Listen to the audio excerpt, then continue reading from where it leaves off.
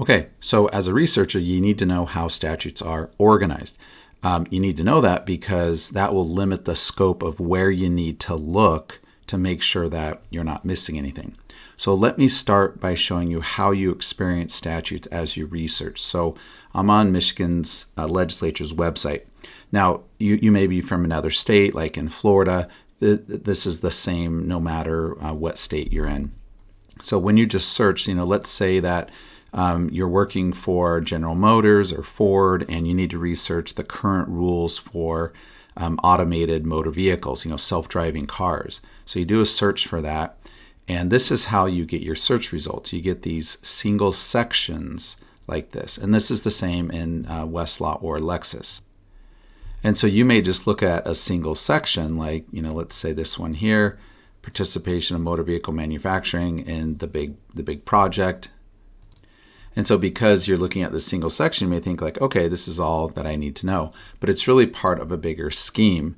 And this little outline over here shows you're in section 257.665B, but that is under this larger section, under this larger section, under this larger section, which is all under chapter 257, which is the motor vehicle code.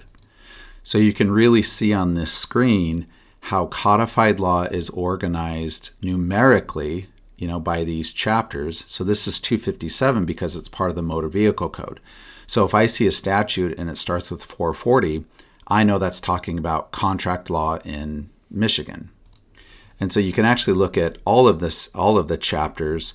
Here are the chapters for the state of Michigan. They're going to be somewhat similar to how your state organizes, but these are all of the different chapters, naval militia, interesting, for the different statutes. So here's 257, the motor vehicle code. If we go here to like 324, natural resources, environmental protection. I'm showing you these for a reason, and in just a second you're going to see why. Chapter 339 is the occupational code.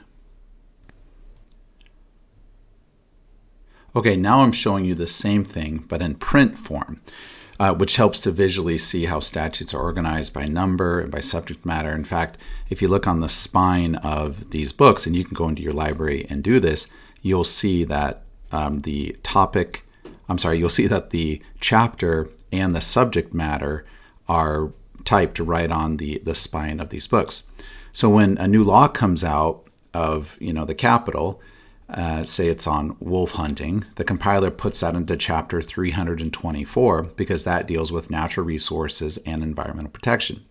And when a statute affecting a funeral home is passed in the Capitol, the compiler puts that into chapter 339, the occupational code.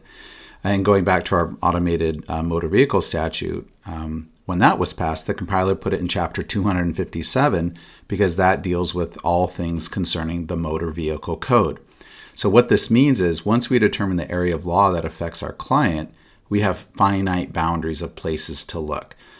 So we look just within that chapter and section, and that will lead us to what we need, and we can feel confident, okay, we've looked everywhere that we have looked. Okay? All right, see you back in the book.